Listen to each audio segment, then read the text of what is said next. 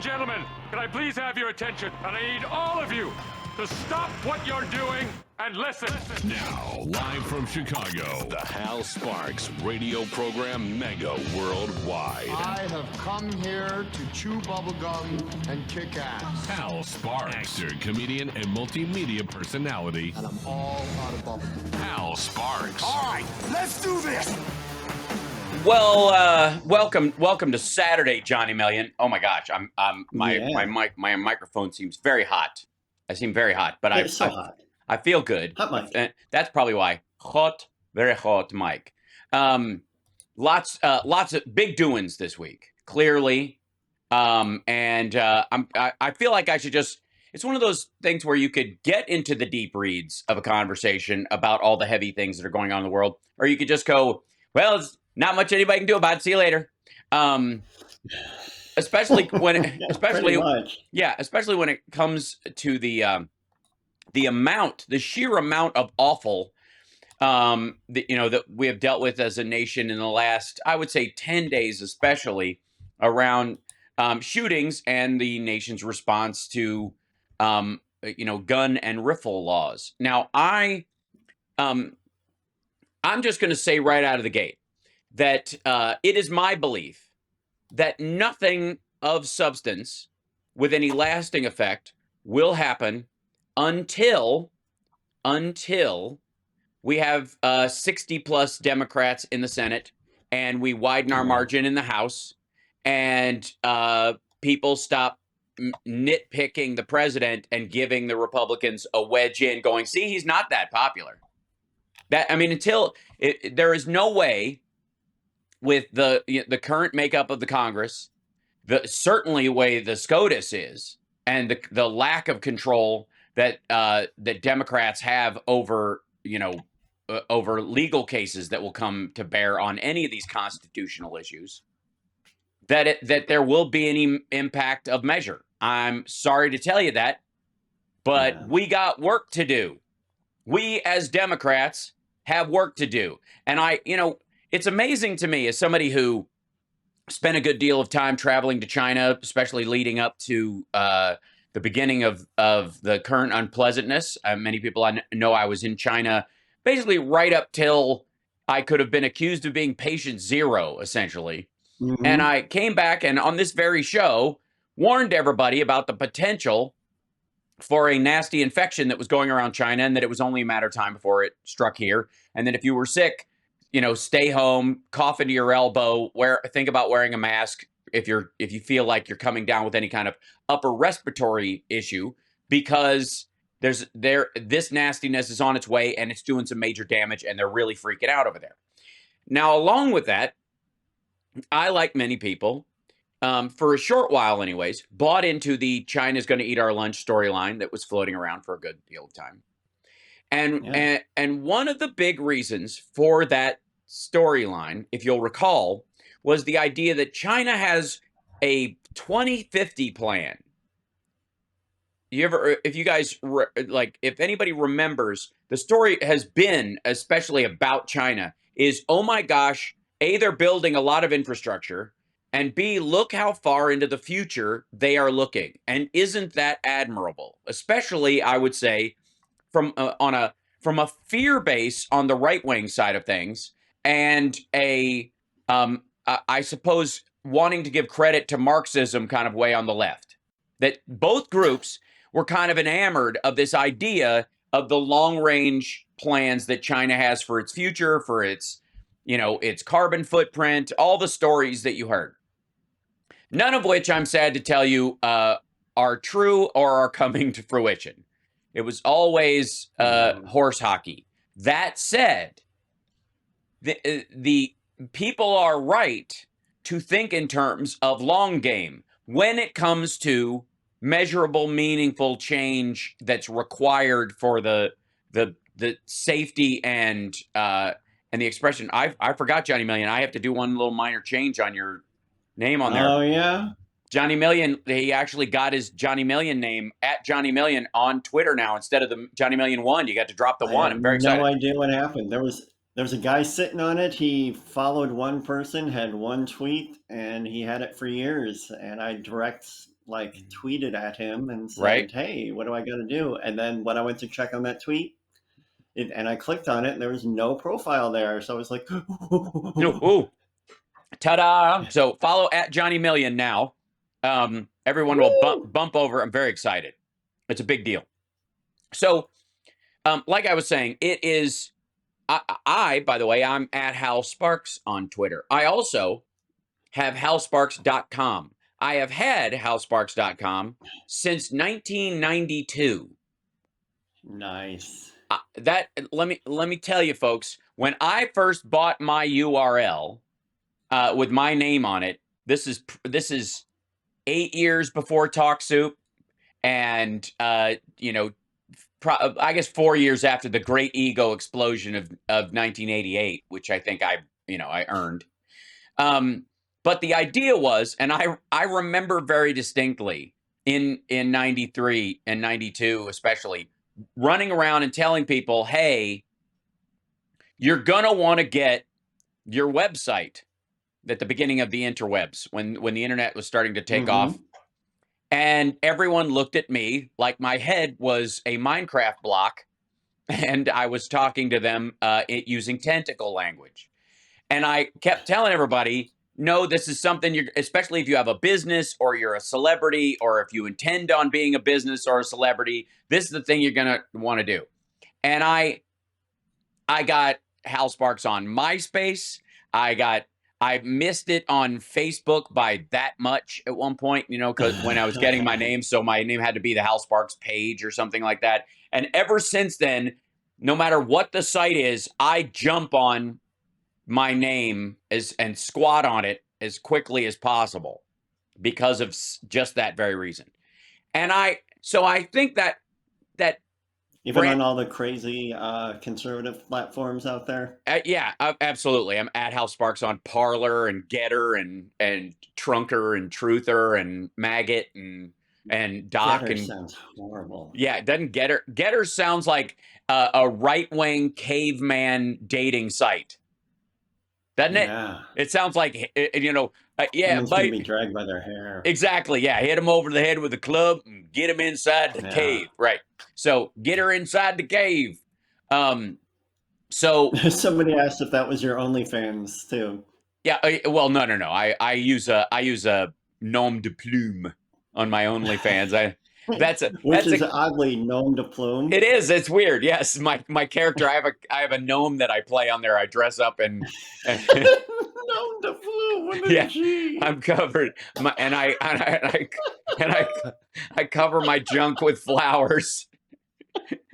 Nom de plume. And you're just like, you're surrounded by giant things. Yeah, absolutely. I'm naked with a gnome hat and a beard on, and I only have flower. I have floral displays covering my junk. It works. It's hey, to each their own. We're not here to yuck anybody's yum. The point I'm trying to make is that. Oh, and right on schedule, Naked HD is in the chat. Oh, of course. Yeah. Well, we'll fix that in a moment. Of course, the issue, with a lot of this stuff is trying to convince people when you're on the front edge of something that exciting. When you're trying to tell everybody, hey, this is going to be a big thing. Might want to get in on the ground floor. And there are obvious mistakes in certain areas. Like Bitcoin, I would give as an example, or gold, which I think had a great day up till about 800 years ago, and then it's been on a hard fade ever since.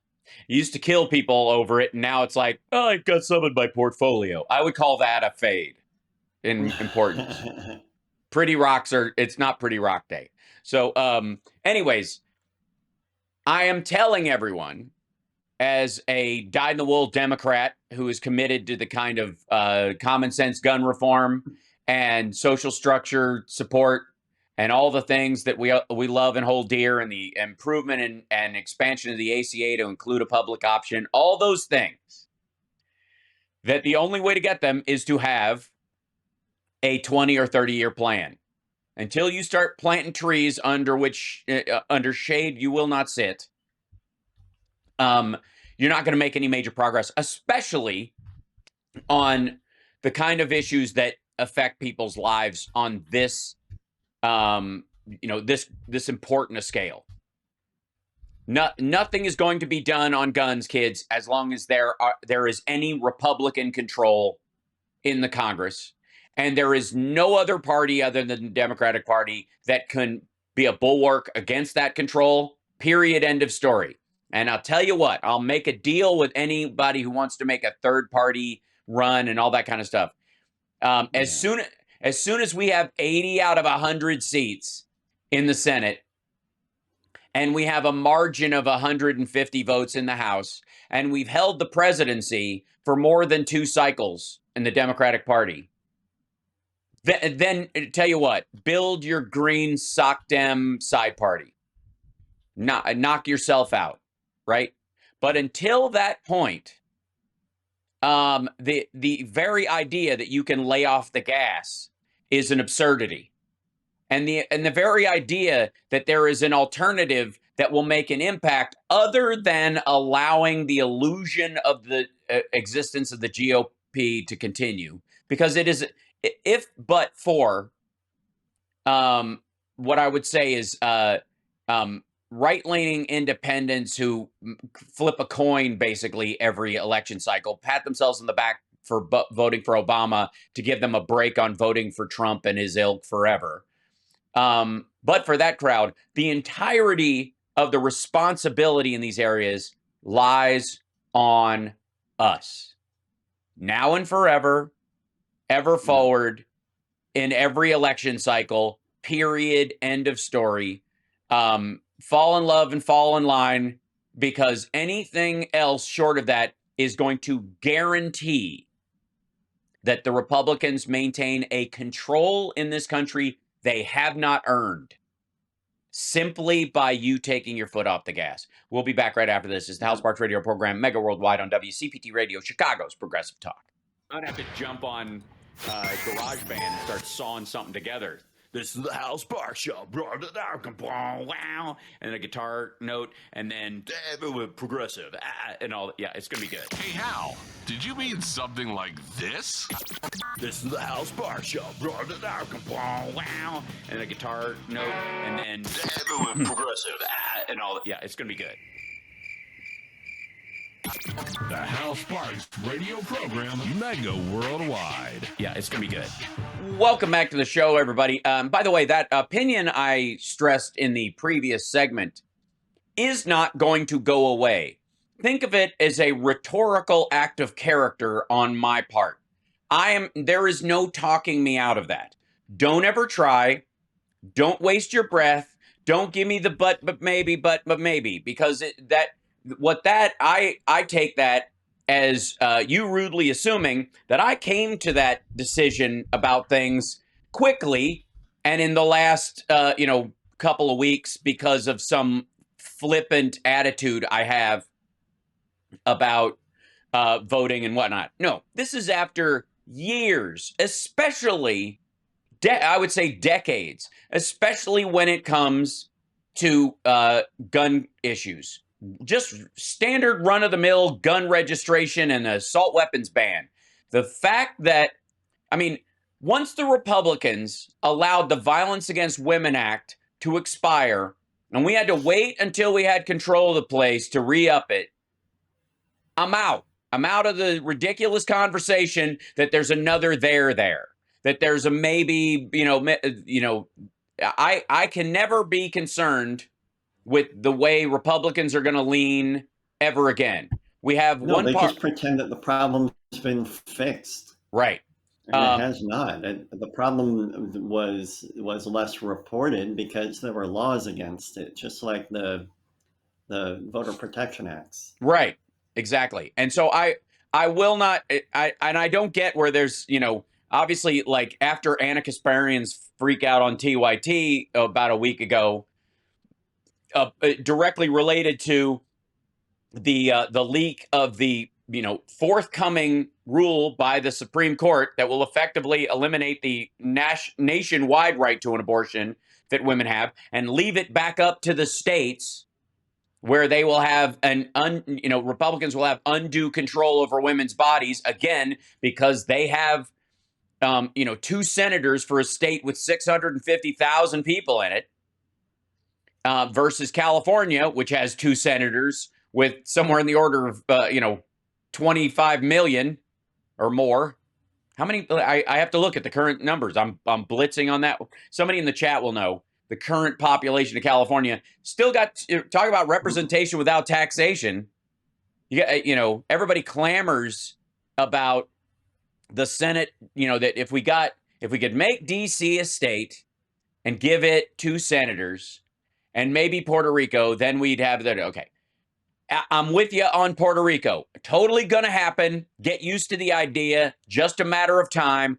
Only will happen if we increase our number of Democrats in the Senate. Only way it'll happen. Ever, ever, ever. Only way it'll happen. Period. End of story. Get to work. Secondly, DC's not going to happen. It's a city, not a state. It has it has a congressional representative that speaks on its behalf, but it's basically split between Maryland and Virginia. All of its needs are met through there. It gets outsized funding over any other city in the United States because the capital is there. Budget-wise, it's not hurting for money. It's not going to happen. It's 39.35 million people in California. Thank you, Carl. And 2 senators. Wyoming, 680,000, 2 senators. We got work to do. So this is not something I bend on. This is not something that I'm ever going to let slide. We have a responsibility as Democrats, as people who, if you care about any of the things you allegedly care about, you get points on the board every single time. You never give ground away, especially when you know that in the case of the Senate in particular, you're already ice skating uphill. You're already operating in a deficit. There are already these easily claimed red states, which, by the way, many of them, including Wyoming, Oklahoma, and all these other states, are going to start drifting blue because of technological people who want yards and ranches and stuff like that, working, who don't have to work from home. You watch it as rural broadband expands the worker base, the managerial worker base of the entire United States.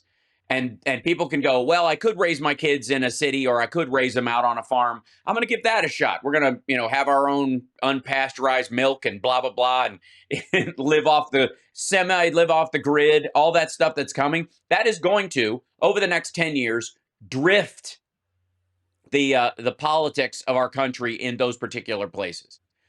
But only if people stick to their guns and, no pun intended, and vote every single time. Somebody in the chat. Oh my gosh. Thank you, Hal Vickery. Keep speaking out. We need more voices like yours to keep people active and to inspire more people to get off their butts. Thank you, Hal. I will. I insist. And there is no, like I said, there's no middle version of this. There is no, like in what I do is in midterms, I vote this way. And then, I show up in presidential elections and I do like, no.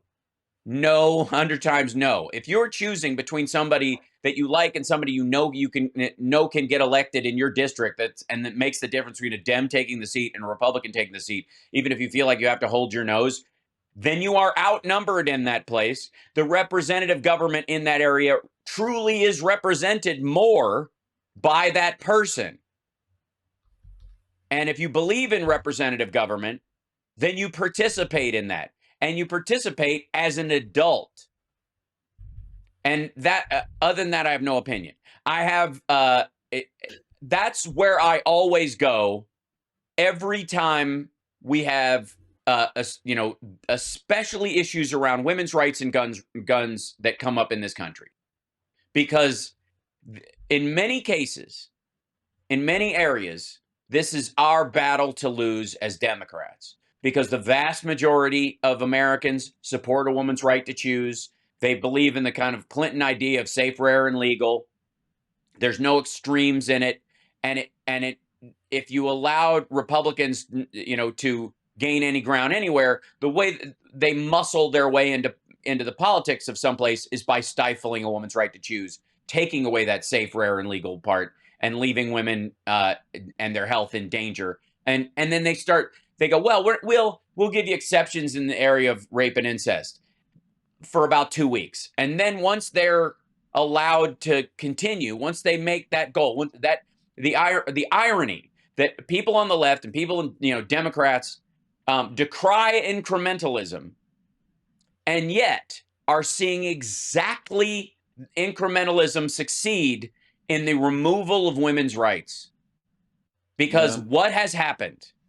Constant stacking of the court, them all lining up behind Donald Trump, and there was a bunch of nose holders in that who ran on the idea that, like, he's an imperfect man and he's flawed and all these things, but God put him there for one task. I don't care about anything else. He's going to do this one thing. He's going to get Kavanaugh and Amy Coney Barrett on that court. They're going to trick you. They're going to ease in with Gorsuch and go, see, he's not going to be that bad. So the next two people can get set up. And then they set up these laws in these states, stage by stage, and then they fight them in the lower courts to get them to the SCOTUS where they know the fix is in, and then women's rights are a matter of history. That is, ladies and gentlemen, incrementalism at work, and you are on the receiving end of it because it worked. It is a functioning strategy, and to give up a functioning strategy, especially when you know the majority of people are on your side, you could actually build bigger. Your bricks are bigger in the wall and the structure that you are building. And when we come back, we'll talk about the gun issue on that regard, because we used to have an assault weapons ban, and it wasn't Republicans that kept it in place. We'll be back. It's the Hal Sparks radio program, Mega Worldwide on WCPT Radio. We're at infotainmentwars.com. You can like and subscribe there, support the show just by checking the little thing and saying I subscribe. It's that easy. We're at like 35K now. It's amazing. We'll be back.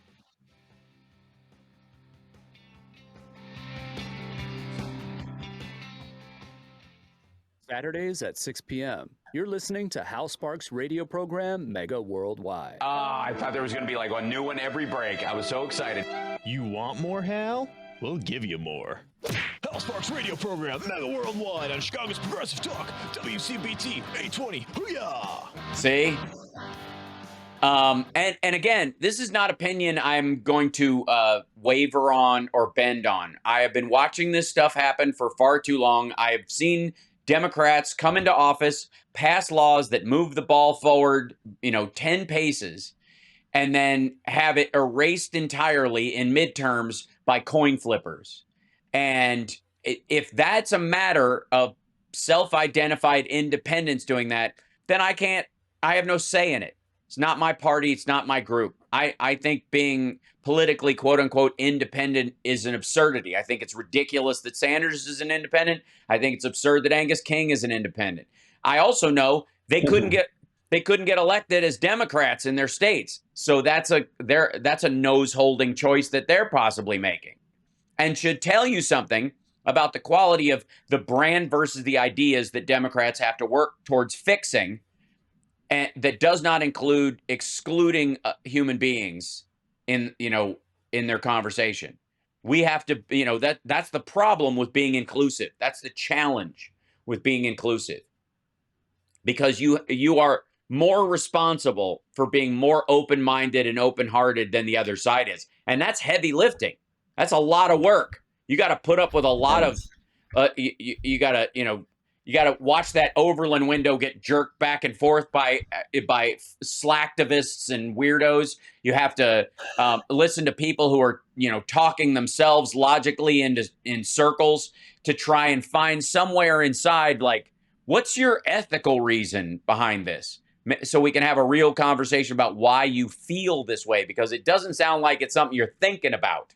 It sounds like something you're feeling about. And I seem to think that my feelings about a certain issue, especially when it comes to guns and a woman's right to choose, especially when it leads to saving her life so that, I don't know, she might be able to have a baby in the future.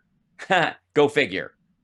That those are based on not just my intellectual understanding of the issue and my ethical beliefs that come from my philosophical leanings, but also emotionally, I don't like the idea of women having, killing or sterilizing themselves because they don't fall under one religion's view of how life should operate.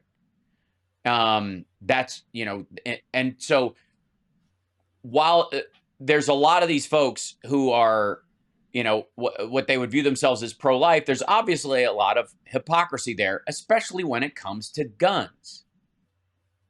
The irony that these people seem to not recognize that the best thing that can ever happen with a gun is the worst day of your life. That a gun, at its best, is a necessary evil. Always has been, always will be. It is not a toy. It is not, a Beanie Baby or a Cabbage Patch doll meant for collection in that regard. There is appreciative skill and quality in the making of almost anything. As a person like Johnny Million, who's got far more guitars than we deserve, right? Facts. Yes. There is an understanding that I get that you can improve skill on something and it's fun. I talked about this with Dino Badal on his show yesterday, about, he was like going to the range and I don't get it and stuff like that. I'm like, it's easy to get because you can go to the range and it's the skill level is very narrow. If you can get it inside the body of the person drawn on the thing, you've improved from not hitting it at all. And that's a level of skill correction that excites people. It makes a big noise. It looks kind of cool because you've seen it in movies. All those things come together to make a culture around something that's easily sellable and the like. But the reality is that a gun is, like I said, at its best is a necessary evil. It's a terrible thing to have to need. And it's not impressive if you need it. It's not a good sign that it was necessary. It shows that there are other things you need to fix in your society a lot of times, or in just the general dealing with some of your fellow human beings, that those people need to fix themselves.